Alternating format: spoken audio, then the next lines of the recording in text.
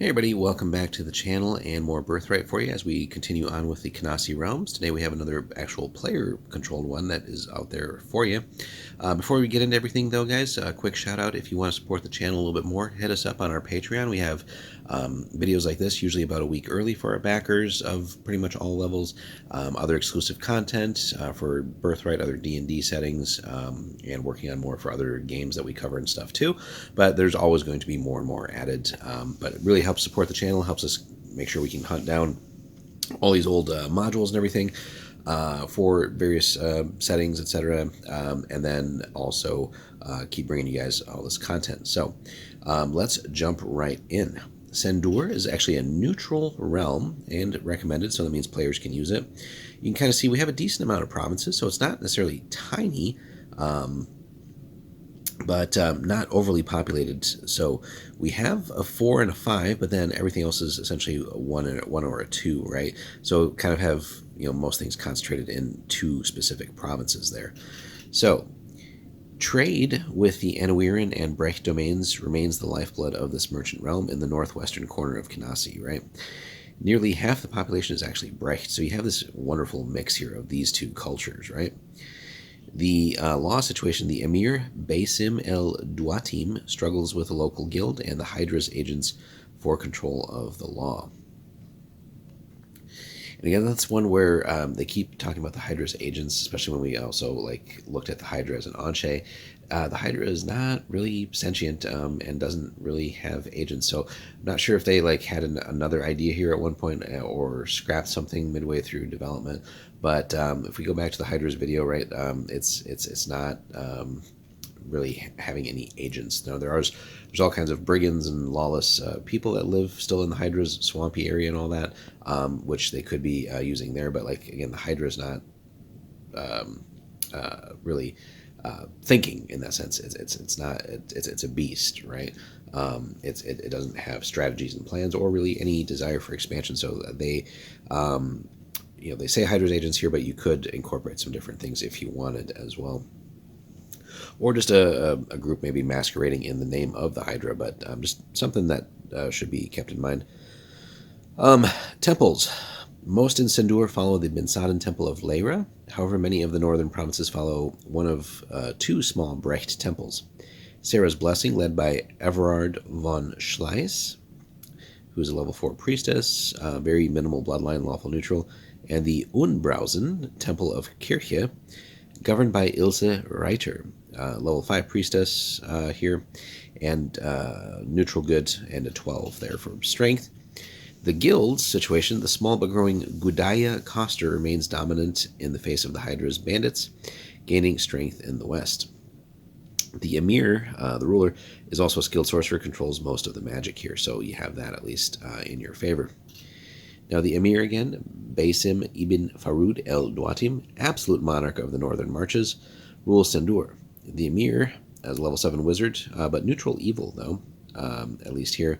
While not a powerful ruler, shares his ancestors' inflated sense of self-importance. This arrogant regent insists that his subjects strictly observe his traditional titles and honorifics, all 70 of them. So fun thing for the DM to work with the players there and maybe flesh out what some of those are and could progressively add to those, so that could be some fun role-playing if you want to use that specific character.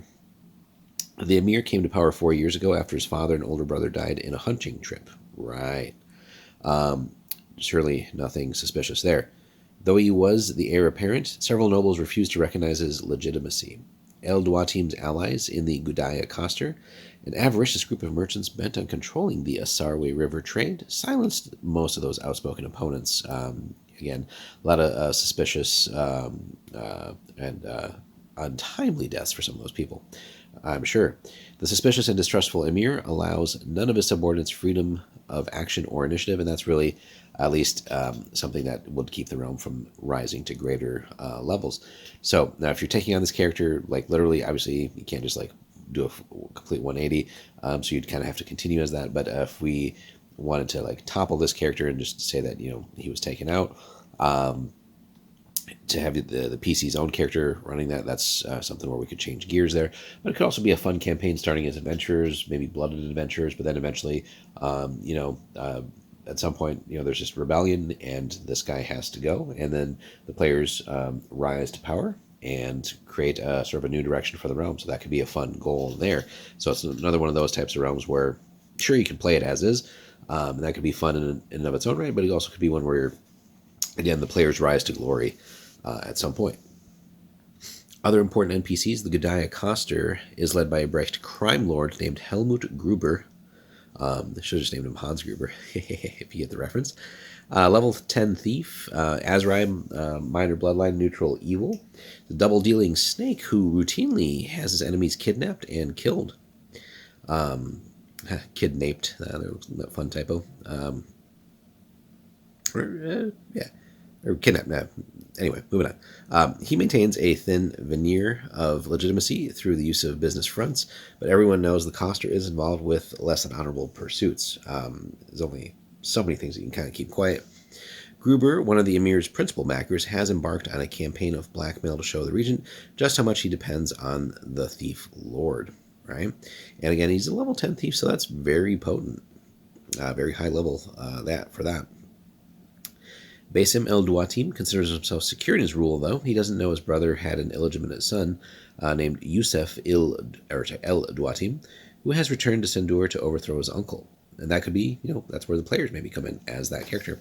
Yusuf is a level 6 fighter, lawful good, is gathering support among the outlying Ajazada before announcing his claim. Gruber's informants have notified him of the situation, though. So, interesting how that could develop. But also could be one where the players maybe are not that character, but they find him, and that's how they kind of support this new person in a rebellion, and maybe then they do find themselves in important positions once the battle is won. Description, though, in the years following El Arasi's victory over the Anuirians, the Kanasi pushed outward on every frontier. Ben Saden and Irbudan traders moving north along the Kuladerite forest founded Sendoure. For centuries, it has existed as a rough-and-tumble frontier realm of cutthroat traders and sturdy homesteaders. Its position, astride the only viable land route from Kanasi to Anuir, makes it a small but prosperous merchant state, right? Because it kind of control the flow of trade there, kind of like a Silk Road, right? Traders making their way through the Cameron in Anuir or Rormark in Brechtur all pass through Sendoure, whose residents gladly collect a small tariff for that. However, lean times lie ahead because of the growth of the Sphinx's armies, has routed trade traffic south, and the Hydra's agents have agitated the western province of Tinsuf and Sulaya almost to the point of rebellion. So, plenty of problems to deal with there, in addition to the internal situation.